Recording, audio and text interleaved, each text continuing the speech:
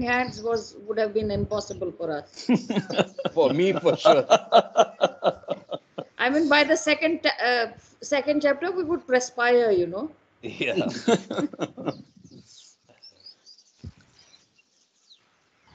One second, I will just share my screen. So we will do melodic voice reading 7 realities today. Okay, let's do it. Okay. Jai Baba. Jai Baba. Jai Baba. Why don't you start, Namita? 7 realities. Okay. Existence, love, sacrifice, renunciation, knowledge, control, and surrender. I give no importance to creed, dogma, caste, or the performance of religious ceremonies and rites, but to the understanding of the following 7 realities. Number 1. The only real existence is that of the one and only God, who is the self in every finite self. Number 2, the only real love is the love for this infinity, God, which arouses an intense longing to see, know, and become one with its truth, God. Third, the only real sacrifice is that in which, in pursuance of this love, all things, body, mind, position, welfare, and even life itself, are sacrificed. Number 4, the only real renunciation is that which abandons, even in the midst of worldly duties, all selfish thoughts and desires. Number 5, the only real knowledge is the knowledge that God is the inner dweller in good people and not so good people and so called bad, in saints and in so called sinners. The knowledge requires you to help all equally as circumstances demand without expectation of reward. When compelled to take part in a dispute, to act without the slightest trace of enmity or hatred, or to try to make others happy, with brotherly or sisterly feelings for each other, and to harm no one in thought, word, or deed, not even those who harm you. Number 6, the only real control is the discipline of the senses to abstain from indulgence in low desires, which alone ensures absolute purity of character. Number 7, the only real surrender is that in which poise is undisturbed by Sorry. um, Poise is undisturbed. and undisturbed by any adverse circumstances, and the individual, amidst every kind of hardship, is resigned with perfect calm to the will of God. Jai Baba. Jai Baba. So, with that, we go to page 117, Infinity of the Truth chapter. I'm going back one paragraph. Hey, you can start from the beginning, please. Sure. Well, that makes better sense. The infinity of the truth. One last time, let me check the old link. Yeah, there's nobody. We are all linked. Good. Okay. So with that, we'll continue.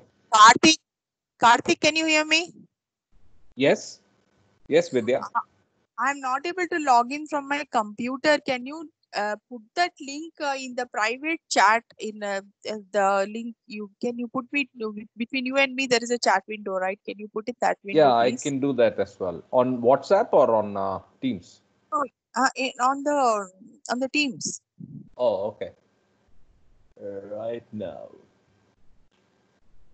Sorry for the bug. Okay. You got it. Okay, the infinity of the truth. Most persons, the source of error in spiritual valuation is the subtitle. Most persons are under the impression that anything that can claim to have spiritual importance must necessarily be very great from the worldly point of view. Thus, to be considered spiritual, an act must have far-reaching effects or must substantially affect an extensive area of life. We are constantly judging the worth of an action by the magnitude of its consequences. Man is ordinarily so immersed in the objects of the gross world that the dimensions, magnitudes, and quantities of the gross world unconsciously creep into his estimate of spiritual worth and pervert his evaluation. Mathematical infinity. All this confusion is due to the fact that man's mind is often dominated by mathematical ideas, even when it is concerned with estimates of a spiritual nature. But that which is spiritually great is different in kind from that which is mathematically great. The mathematical idea of infinity is constructed by imagining the collection of an infinite number of units, each of which has a fixed and identical value or importance. Actually, such mathematical infinity is unreachable even in imagination, because for any imaginable number, we can conceive a number that would be still greater. Each unit is false if it is taken to have separate and exclusive existence or importance. The mathematical idea of infinity thus turns out to be a product of an imagination activated by false assumptions. Spiritual infinity is the topic. Spiritual infinity is not a result of imaginative additions of the false.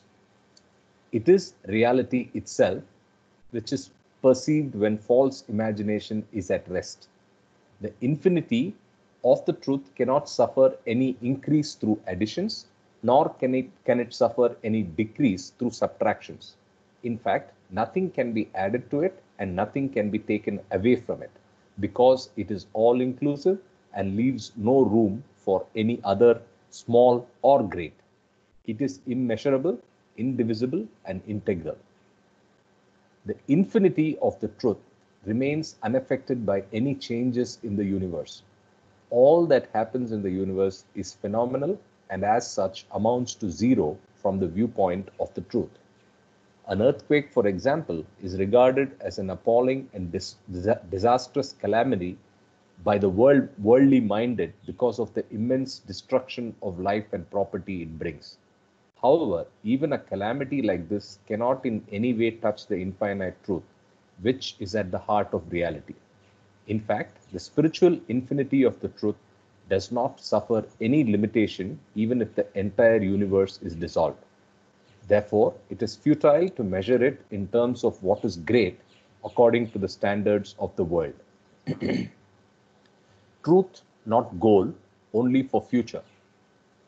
The illusion that most aspirants find difficult to shake is the belief that infinite truth is an object that has to be attained in some distant future and that all life is just a means for this attainment. If truth were to be confined only to the future and not to the past or the present, it would not be infinite. It would at once become limited as an event that has its origin in time. All that life is and has is at once deprived of intrinsic significance if it comes to be regarded as merely instrumental to some far-off event. This is definitely a false point of view. Eternal now. Life is not meant to be rich in spiritual significance at some distant date, but it can be so at every moment if the mind is disburdened of illusions. Only through a clear and tranquil mind is the true nature of spiritual infinity grasped, not as something that is yet to be, but that already has been, is, and ever will be eternal self-fulfillment. And ever will be eternal self-fulfillment. When every moment is rich with eternal significance, there is neither the lingering clinging to the dead past nor a longing expectation for the future, but an integral living in the eternal now. Only through such living can the spiritual infinity of the truth be realized in life. It is not right to deprive the present of all importance by subordinating it to an end in the future. The section is called Fullness of Being. For this means the imaginary accumulation of all importance in the imagined future rather than the perception and realization of the true importance of everything that exists in the eternal now. There cannot be an ebb and flow in eternity. No meaningless intervals between intermittent harvests, but a fullness of being that cannot suffer impoverishment for a single instant. When life seems to be idle or empty, it's not due to any curtailment of the infinity of the truth, but to one's own lack of capacity to enter into its full possession. Great and grand things.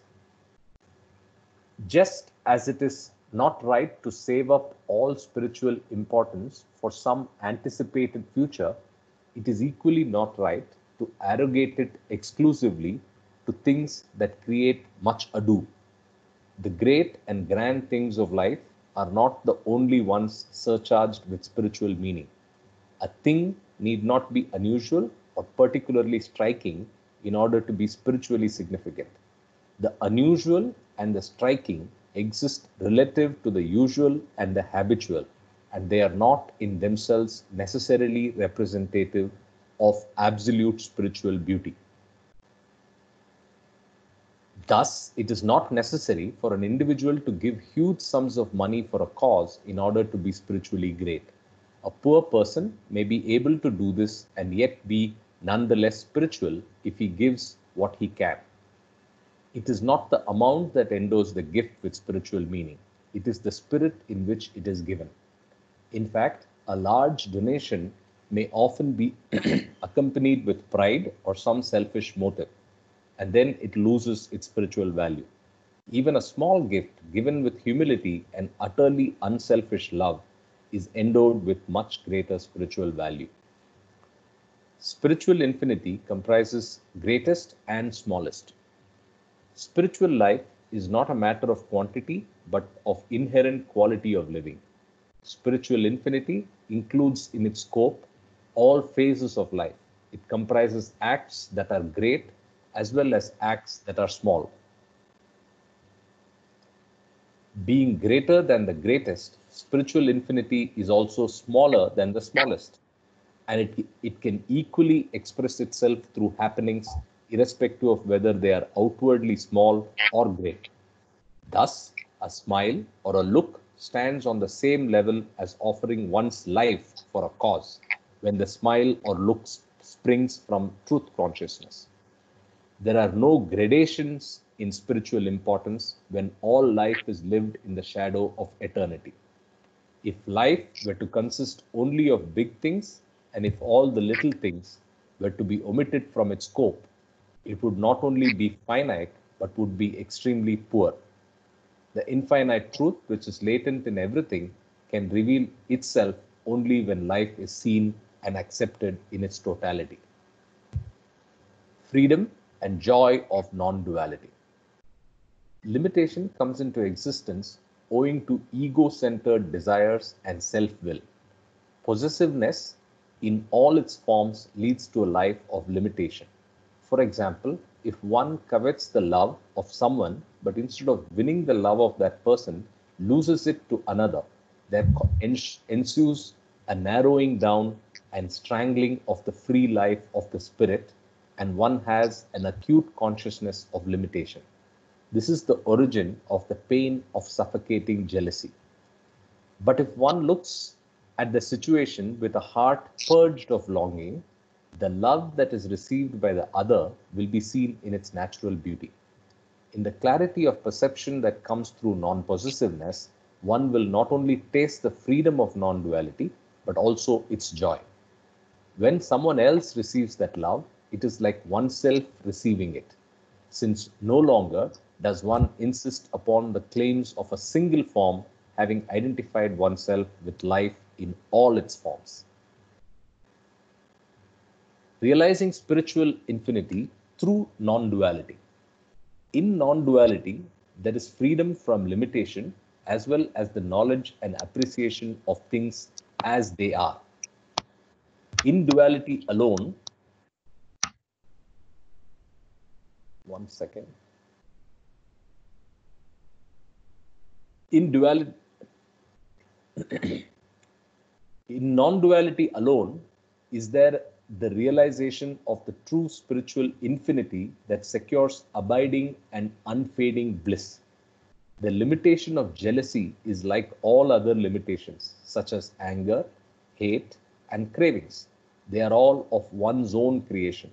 All finitehood and limitations are subjective and self-created.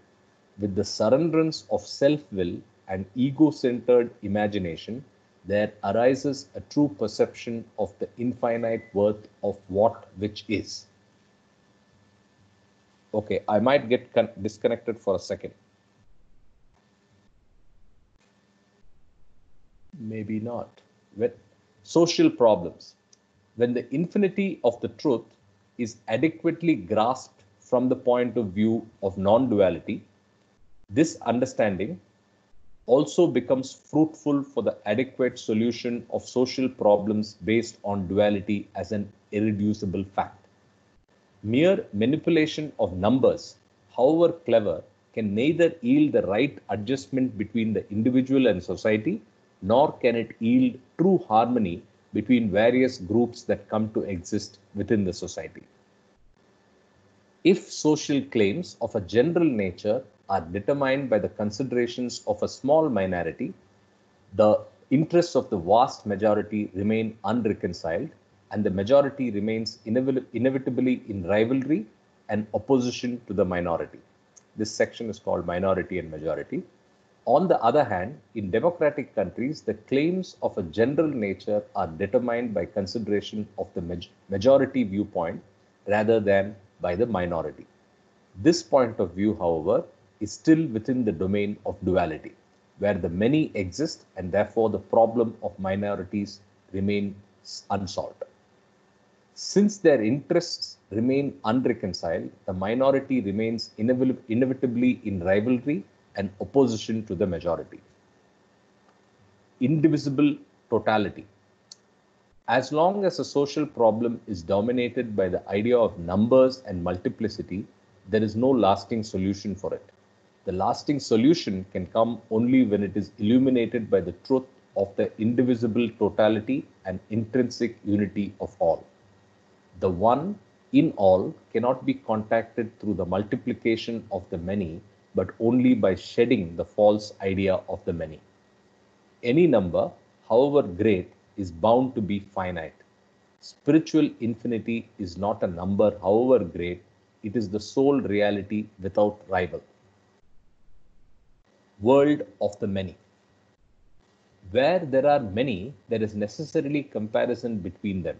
There is a smaller and a greater, a hierarchy of claims, privileges, and rights, and all valuation gets twisted by the recognition of gradations of different types.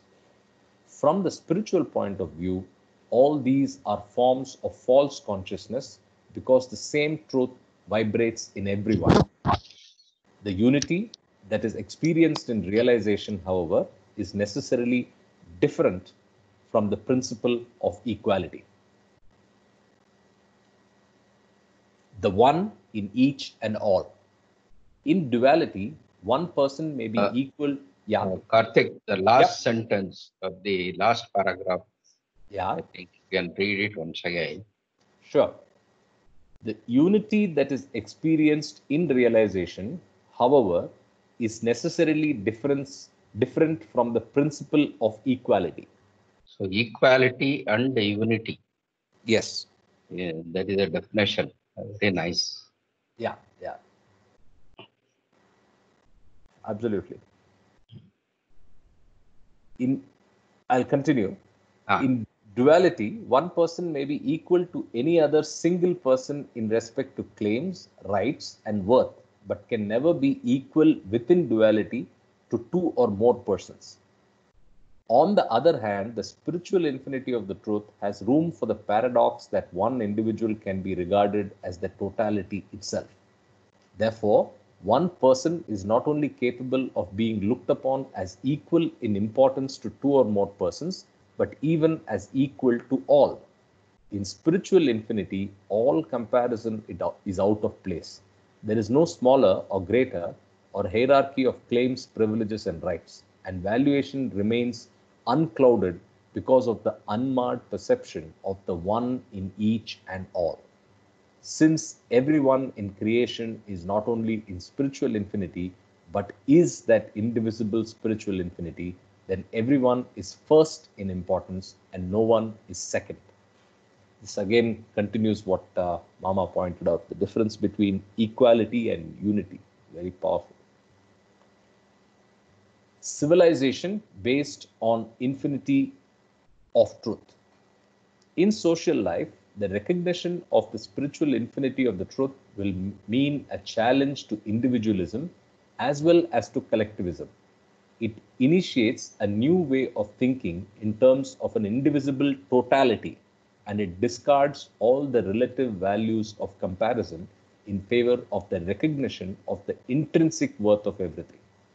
In a civilization based upon a true idea of the spiritual infinity of the truth, there will be therefore be no problems of majority and minority, of rivalry and competition, and of those comparisons and laborious assessments that so often become a shelter for pride and separative ego. Life then will be infinitely simple and integral, because the illusions that create rifts and complexities will all have disappeared. It's a very profound chapter that talks about infinity. So with that, I'll pause for any reactions, comments, questions. Could you underline the last line of second last paragraph? Yeah, the unity paragraph, the unity line. Yeah.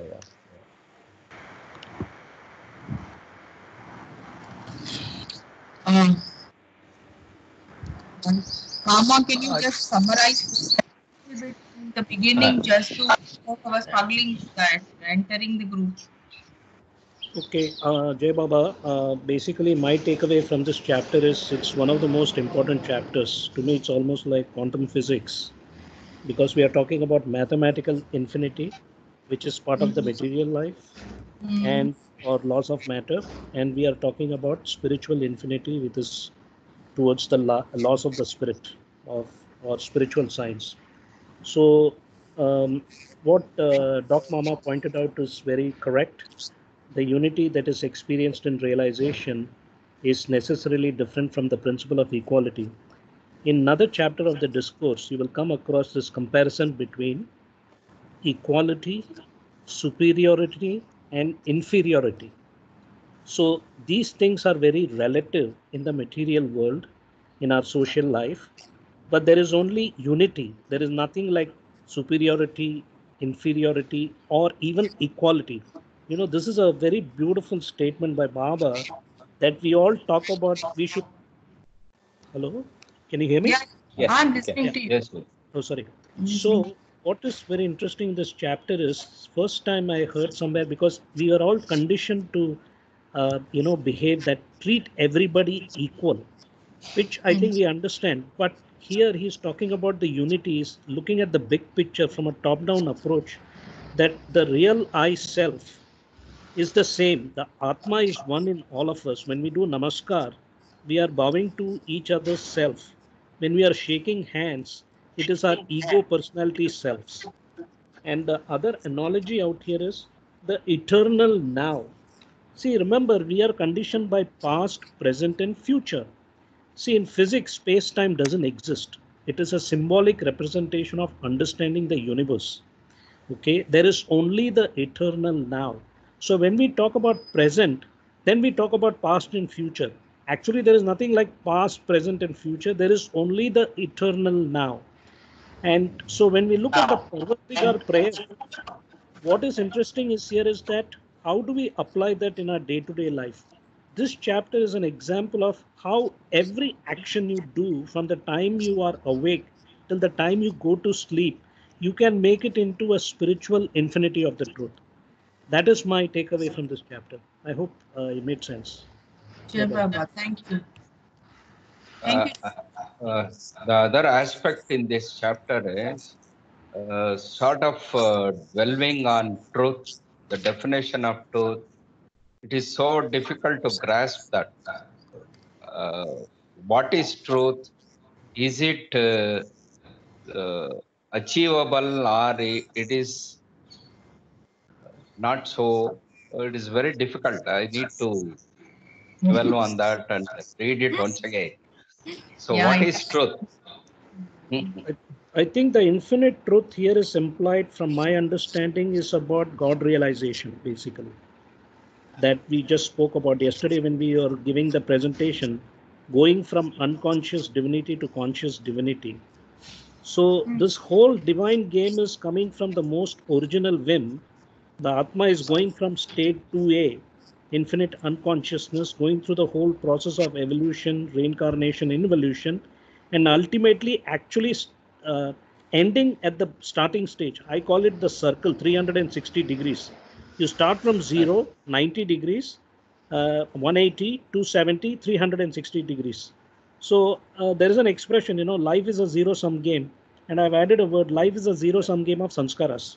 Good karma plus bad karma is equal to 0. Make the balance sheet equal to 0. And all this journey is in the divine dream. You are God, but it's theoretical on paper. We have to experience that. So that is what it means. I think the word infinite truth is about God, but in a very philosophical sense. Jai Baba.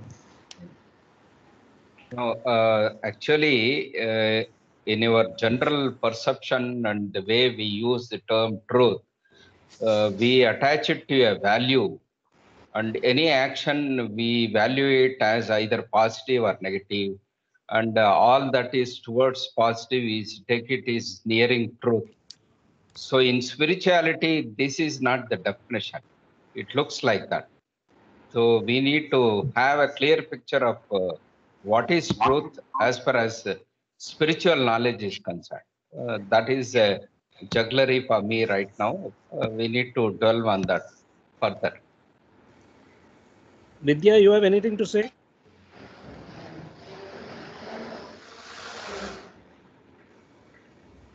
Yeah, it's not there. She's there. I think there? she was there, Oh, and she's dropped off. Okay, so we'll continue. So, I come in. I'm Tushar. Hello, everyone. Oh, hello, hi hello. Good Tushar, how are morning. you? I just wanted. I'm good. As Jai everyone. Baba, welcome back. Baba, Jai Baba. I am a guest today. So good. What Kama mentioned about good and bad karma or bad sanskaras, they don't atone, negate each other. Please understand. 1 plus 1 is 2. It's not 1 minus 1 equal to 0. Otherwise, people will go on creating bad karma or bad sanskaras and then donate everything. Okay, as a good karma. That's a good thing in life to do. That is not so. Please understand, you have to live each and every karma. Even if you have balance of good karma, you will have to take birth. Yeah. let me just extrapolate on what I said. You're correct. Baba has said that you can't just, if you have a bad karma, you do a good thing and it will happen. The overlapping will never happen. When you come to the chapter on sanskaras, dissolution of sanskaras, that's very much well explained. Because without the grace of the guru, anyway, you can't self-realize from, go from 6th plane to 7th plane. That is the bottom line. So there is no way one can negate the sanskaras to 0, as you rightly put. So I agree to your statement. Okay, so with that we go to the last chapter in this. So by the way, we have 2 things to complete in Avatar and Perfect Masters, which we'll take up after this because this is linked to what we're trying to do. So let's finish Live for God and Die for God. On those of you on the physical book, it's 339, right? I think we have done this in the first, in our first round. Yeah, exactly. We did this. So these 3 we have done because we remember we did it because of the coronavirus situation. Yes, even though these 3 chapters come in, Yes. So I think Perfect. now you go to that 2 chapters which we missed on Perfect Masters, that true discipleship and the ways of the masters, page 146. Page 146, right? So that is 167. Okay, true discipleship. So we are ending part 4, but as Kama said, this is something we missed out of Avatar and Perfect Masters. So we'll get back to true discipleship. Discipleship, a vital bond. When an aspirant becomes voluntarily affiliated with a master, he is said to have become a disciple. But if this affiliation is merely formal, it does not constitute true discipleship. The relationship between disciple and master is utterly different, for example, from the legal relations that create rights and liabilities through verbal transactions or formal agreements. Discipleship is one of the fundamental features that characterize the life of the advanced aspirant, and it does not come into existence through any artificial procedure. It arises out of the basic laws of spiritual life. It is therefore much more significant than the mundane relations that arise within the context of ordinary social life as a result of incidental associations or temporary contracts. Many of these mundane relations do not enter into the spiritual fabric of the life of the aspirant but remain superficially attached to his being. Thus, it is not of any great consequence whether you purchase a thing from one shopkeeper or another as long as you pay the price for it, and it is immaterial whether you travel by one ship or another so long as you arrive at your destination. Even such transactions are no doubt inwardly determined by sanskaric ties and karmic laws, and therefore are not entirely devoid of spiritual significance. But these relations are in their very nature provisional and superficial, and are in no way comparable to the vital bond of discipleship, which gives substance and direction to the life of the aspirant. Love constitutes core of discipleship. The relationship between perfect master and disciple is an inevitable outcome of intrinsic conditions in the life of the aspirant. It is primarily a relationship between the lover and his divine beloved. From the spiritual point of view, it is the most important relationship into which a person can enter. The love that constitutes the core of discipleship stands by itself among the different types of love that prevail in ordinary social relations. Mundane love is an interplay between the two centers of God unconscious, whereas the love implied in discipleship is the love of God unconscious for the God conscious. Everyone is God, but some are unconscious of their divinity, some are partly conscious of their divinity, and a few are fully God conscious. Those who are unconscious of their divinity can have no idea of the God state. They are only conscious of the body state. In order for them to inherit the God state, they have to love, worship, and be guided by the Master who is constantly dwelling in the God state. Supreme claim of Master. The love that the aspirant has for the Master is really the response evoked by the greater love for the Master has for the aspirant. It is to be placed above all other loves. Love for the Master naturally becomes a central power in the life of the aspirant because he knows the Master to be an embodiment and representation of infinite God. All his thoughts and aspirations therefore come to be woven around the personality of the Master. The Master thus has unquestioned supremacy among the claims recognized by the aspirant. And it is through this supremacy that the Master becomes the focal point for the radiation of spiritual forces, which dispel all darkness, pluck out the sins of the heart, and initiate the aspirant into a life of freedom and truth consciousness. All love leads to Master, as in story of Majnun and Laila. The fundamental requisite for the candidate who would be a true disciple is an unquestioning love for the Master. All the other streams of love ultimately join this great river of love for the master and disappear in it. This is illustrated by the story of Majnun and Laila. Majnun loved Laila so intensely that every moment of his life he was filled with thoughts about her. He could not eat, drink, or sleep without thinking of her, and all he wanted was Laila's happiness. He would gladly have seen her married to some other person if he felt it to be in her interest, and he would even have died for her husband if he had thought she would thereby be happy. The utter self denial and sincerity of his love ultimately led him to his master. Every second of his life, Majnun thought not of himself but of his beloved, and this lifted his love from the physical or intellectual level and made it spiritual. The spiritualization of his love led him to the divine beloved.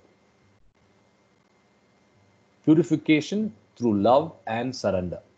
The master is the divine beloved, and when the disciple meets his master, all that he has to do is to love him. For if the disciple loves the master out of the fullness of his heart, his final union with him is assured. He need not worry about the quality of his love. He should love in spite of his weaknesses and not tarry till he can purify his own heart. The master is the very source of purity, and to set one's heart on the master is the beginning of self-purification. When the disciple has wholehearted devotion for the master, he opens himself to the reception of the divine love that the master pours upon him. All his weaknesses are consumed in this fire of divine love, of which he thus becomes the recipient. If the disciple is to be free from all weaknesses and attain incorruptible and infinite purity, he has to dedicate his life to the master without any reservations or provisions. He must offer his weaknesses as well as his strengths, his vices as well as his virtues. There should be no ifs and no buts about his offering. His self-surrender must be so complete as to allow no room in his mind for even a shadow of any secret self-desire. Value of faith. Complete self-surrender and unquestioning love become possible when the disciple achieves unswerving faith in the master. Faith in the master is an indispensable part of true discipleship. Once God is realized, there is no question of faith at all. Just as there is no question of faith when a man knows himself to be a man. But till the state of realization is attained, the faith that the disciple places in the master is his most reliable guiding light and is comparable to the rudder of a ship. It is not correct to describe faith as being blind, for it is more like sight than like unrelieved ignorance. Nonetheless, faith is short of direct experience until the aspirant realizes God for himself. It is for nothing that all the religions are referred to as faiths. One of the essentials of the aspirant's life is that he should have faith. Faith may express itself through diverse forms, but from the psychological point of view, they are one and the same thing and cannot be diversely labeled. The only differences in faith are differences of degree. Faith may be strong and vital, or weak and lukewarm. A weak and lukewarm faith does not carry a person further than adherence to rituals and ceremonies. But a strong and vital faith is bound to take the aspirant beyond the external forms of religion, helping him to eschew the husk and get at the kernel of true spiritual life. Faith reaches its natural climax and goal when it comes to rest in its own master. Story of Kalyan. The faith of the disciple must always be securely grounded in his experience of the divinity of the master. He must not be like a straw carried anywhere by the slightest breeze. He should be like a rock that remains unmoved in the severest of storms. The story of Kalyan brings out the meaning of a really sound faith in the master. Kalyan was a disciple of Swami Ramdas Samarth, who was a perfect master at the time of Shivaji. A master loves all disciples alike, but some might be particularly dear to him, just as an individual loves all parts of his body, though the eyes may be more dearer to him than his fingers. Swami Ramdas Samarth had many disciples, but his favorite was Kalyan. The other disciples did not quite understand why Kalyan should be dearer to the master than the others. One day, Swami Ramdas tested the devotion of his disciples. He asked all his disciples to come to him and pretend to be so sick as to be on the point of death. He had placed a mango on the joint of his knee and bound it in a bandage so that it looked like a huge swelling. Swami Ramdas pointed to this swelling and told the disciples that it was a malignant tumor and that there was no chance of his living unless someone sucked the poison from the joint of his knee. At the same time, he made it clear to all that whoever sucked out the poison would die instantaneously. Then he asked whether any disciple was prepared to suck out the poison from the swelling at the cost of his own life. All the disciples hesitated except Kalyan, who arose immediately and began to suck out from the swelling. To his surprise, Kalyan found sweet mango juice and not poison, and Swami Ramdas praised his unswerving faith and self-denying love. To be willing to die for the happiness of the beloved is true love. Such implicit faith, unfaltering love, and undivided loyalty as that of Kalyan can come to the disciple only through the grace of the master. Master realized by serving him. Undivided loyalty to the master does not introduce any narrowness in the sphere of the disciple's life. To serve the master is to serve one's own self in every other self. The master dwells in universal consciousness and wills universal spiritual well-being. To serve the master is therefore to participate in his cause, which is to serve all life. While sharing in the work of the master, the disciple may be required to be in touch with the world, but though moving in the world in accordance with the work allotted to him, he is in inward contact with the master as infinite being. Therefore, by sharing in the work of the master, the disciple comes closer to him and becomes an integral part of his consciousness.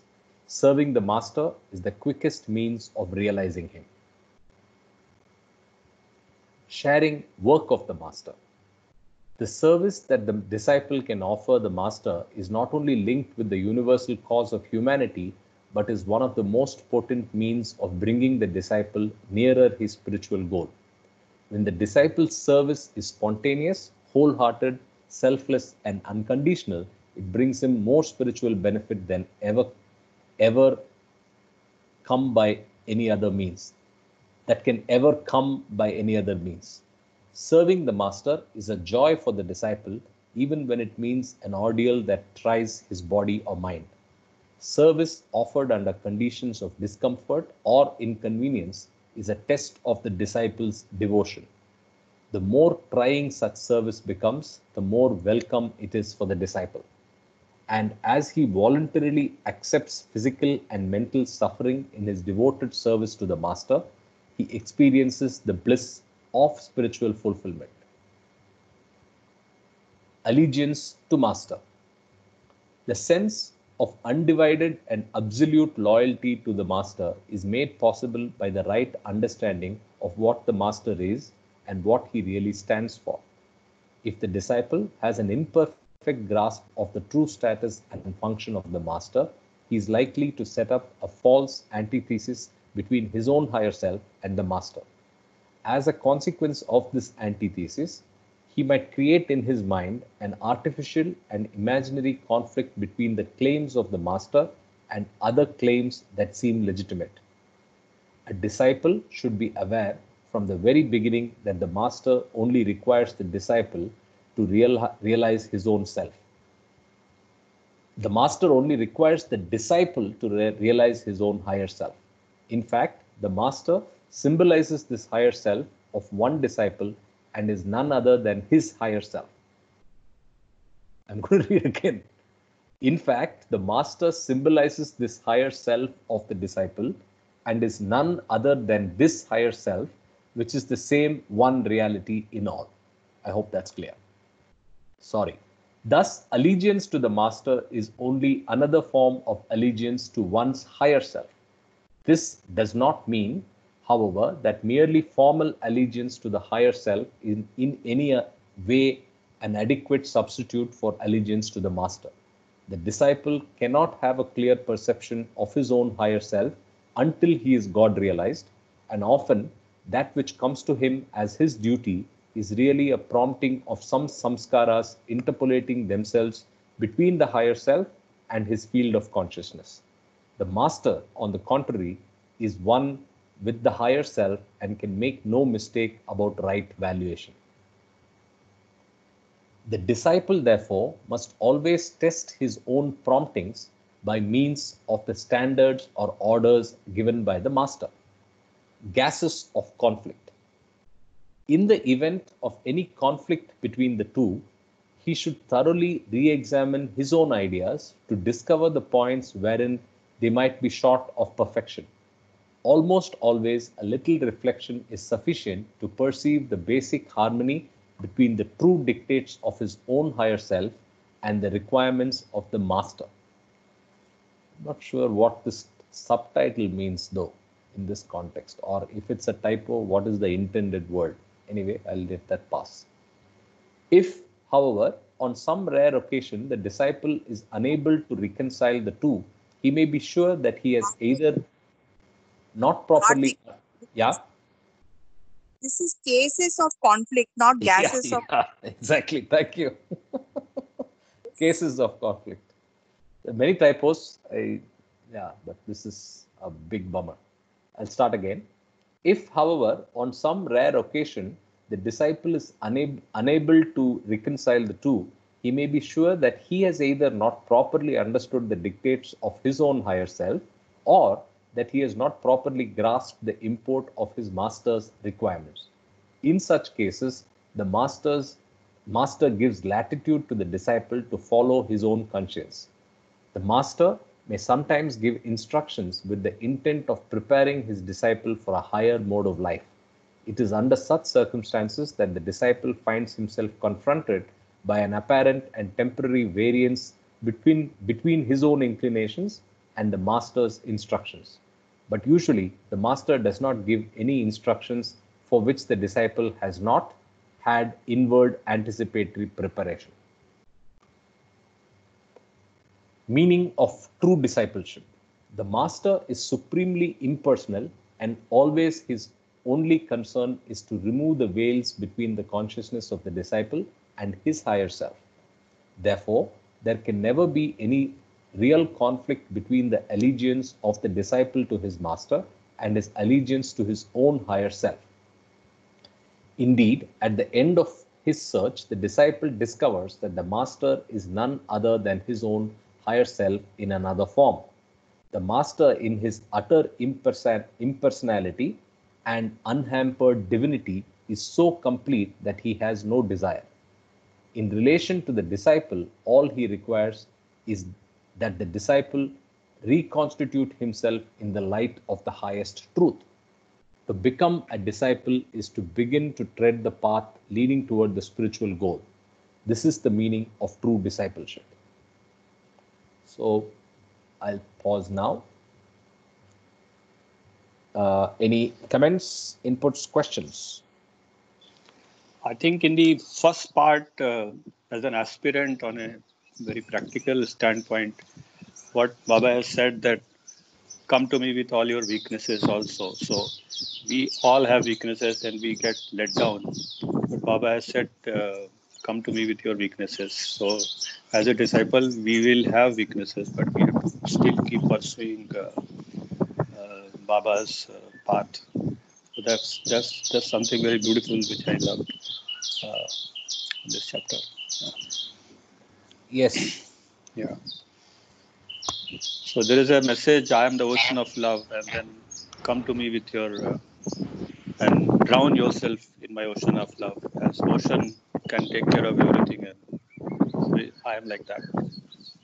True. Good point. Here the Yeah, go ahead. all the literature says that you should serve the master unquestioning. So that is the dictum anywhere you go. If you body shop around any guru and disciple, it is the dictum. But the meaning of that was made very clear today to me that say following master's instruction is following our path towards your self-realization. So this we'll have to understand. So what is dictated by the master is a direction or a methodology for you to reach your realization, the goal of realizing the higher self in yourself. So we have to, I never thought in those lines. So just obeying the master will give you awakening someday, sometime, some way. But the way is, he is very clearly mentioning here that every step you go towards the master and obey him is a step you are going towards realization of your higher self. That's a takeaway from this chapter. There are many stories where Baba to his lovers gave instructions which were very, very weird, like, go and eat your excreta or go nude begging, on the streets. But of course, and when the disciples tried to do that, so Baba stopped them. But he was just checking their level of surrenderance to him. So you all must have read such incidents in Baba's literature. Yeah. Absolutely. I think I just have two things to add to this. The apart from the correct takeaways of discipleship, the fact that the journey becomes complicated because you do not know who is the real master, right? We all have been through shopping, as Mama put it, but then finding the right master is the tough part. And the second aspect that I wanted to bring out is the people on this group. We are lucky that we have the avatar of the age, right? And Yes. there is no and he has said it multiple times himself, right? So you don't need anybody else. So if we just be hold on to his daman and do continue to be on this long and arduous path, I'm sure that he will do the rest, right? So in that sense, I want to motivate all of you that we are in the right path, and all we have to do is retain the discipleship. With that, I think we will All go traveling business class. to that's I it. have Karthik, can I add something? In MPR, I would Yeah, like to Vidya. add something. Yeah. I met few of Baba lovers who says that let my divorce process will complete, then I'll start coming regularly to Mehrabad and I start doing prayers, or let my this thing is finished and I have these vices in me, let me clear this and then I'll come to Baba, or then I start doing this is all mind play games with we should learn to understand that whatever qualities we have, it is eventually going to go away. So with your plus minus, just surrender yourself to the master, and he is the ocean. So if it is good or bad, it's fine with him. So just be with the master. Absolutely. Absolutely. Great. So we are almost out of time. Meanwhile, on one of the housekeeping things that I've done is over the weekend, I've made all the videos public, including the Baba Diary videos. So I'll send out links shortly. So there are four playlists.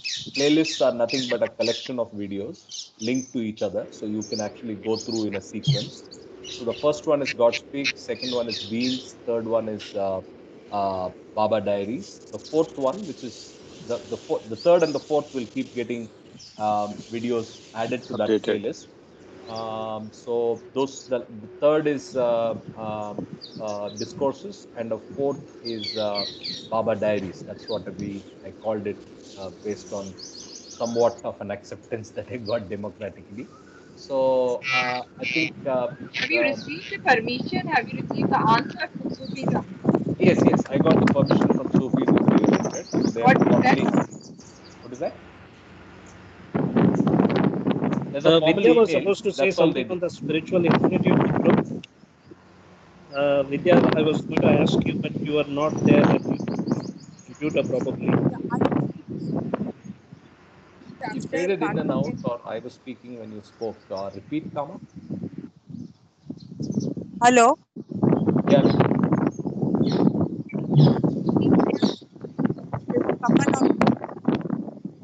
Yeah, there's somebody with some. Yeah, Vidya, you have to say something. Vidya and Kama. Yeah, Vidya, go ahead. Oh, she's gone. I don't think she's on. Hello. Maybe she got. Yeah, Vidya. So, true discipleship is something it was really heart touching for me. So, felt I should say a couple of things to just to kind of share it with you all. So, this journey of true discipleship is very difficult. Yes, he is ocean of love and he is the perfect one. So, for him, there is no problem. He can have as many disciples as he wants, and there are the thousands and lakhs of people who are following him. So, from his side, everything is fine. From the disciple part of it, and I think everyone tries to understand from each other as to what is the true way of connecting to him and living up to his expectations, and the lot of effort. So in my case, I think I go through this every moment, every moment to moment suffering to stay connected with him and be with him and to please him and to do all of this. So the story of Kalyan, that was really touching today. And I think since I have seen a lot of people trying to please Baba in different ways, even his lifetime stories, when we hear that people did so many sacrifices, in spite that Baba says that we have really not loved him the way he has to be loved. After sacrificing so much, after trying to connect to him so much and do everything, Baba still used to thrash people who are not living up to his expectations. So from the discipleship part of it, from the discipleship side of the story, it is quite a tough thing to stay with a perfect master. It is okay to stay with some gurus who try to sometimes please you by saying, yeah, you're doing good, you're doing good efforts, and they try to maintain the following. But in the case of a perfect master, they do not care whether you are there or you are not there. Even if there is no following, they are absolutely fine. In fact, they are more peaceful if there is no following for them. So it is up to the disciples to keep maintain that connection and really put those efforts. And that, in my experience and my life, it has been really tough. And I think this group I want to share it with someone. So today I'm sharing with you that it was really tough. Is your Tushar here? Is your toughness by volition or it's coming naturally? Ari, can you say it again? Is your toughness, or you said you suffer a lot, is it by volition or is it coming naturally? I try to think it's not natural. Are you making any effort for sufferings? Why would I do that? Why would anyone like to suffer? I Okay. wouldn't think like that to suffer. I would Okay. like to be happy.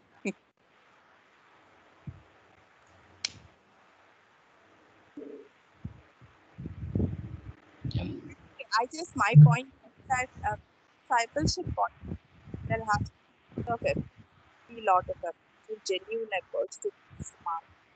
And I think that to please Mahat Baba is not. Okay, the audio is not coming through great, Vidya. Okay, that's okay then. Yeah. Okay, we are almost at the end of our beyond our time actually. So we'll continue tomorrow with the last chapter, the ways of the masters.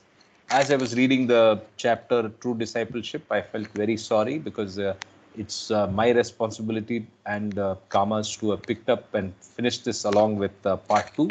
My apologies. Sorry, Baba. Sorry, all of you. This was so relevant along with the Perfect Masters to have completed it with that. But we will do it now. We will do it tomorrow. We'll finish Ways of the Masters. So Thank you so much. Are we concluding very soon? We are about 52 to 53% of the pages done. So I think we'll complete close to lockdown end, which is, I don't know when lockdown is ending, but May will end in 31st. So let's see, by May 31st, we might be close to the end. Okay. Yeah. Yeah. Do join us, Tushar. Don't wait for the end. As and when I can, because I have some other things going on spiritually. Okay. So very good. Yeah. Stay at it. Yeah. I am. Absolutely. Jai Baba. Jai Baba. Jai Baba. Jai Baba. Jai Baba. Jai Baba, everyone. Jai Baba. Wonderful day. Jai Baba. Thank you. Yeah, all of you have a very wonderful day and week ahead. Jai Baba. Thank you. Jai Baba.